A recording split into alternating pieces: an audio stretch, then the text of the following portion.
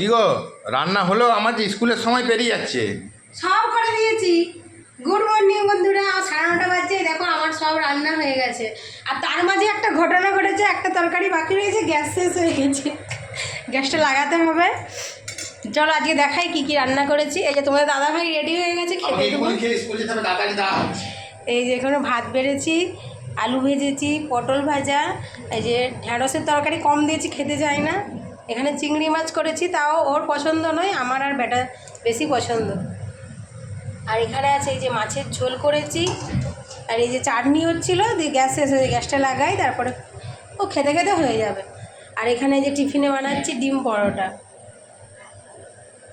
চলো, সকালবেলা এরকমই থাকে সব দিন, তাড়াহুড়ো। আর এই যে গ্যাস নিয়ে আসছে, লাগাতে হবে। অনেক কাজ করা দিচ্ছে স্কুল যাওয়ার সময়। প্রত্যেকদিন সকালে এরকম তাড়াহুড়ো থাকে, কিছু করার নেই, তাই তো করতেই হবে। গ্যাসের ভাই চলে এসছে গ্যাস দিতে। চলো টাটা, খেতে দিই, আবার পরে দেখা হবে, ঠিক আছে।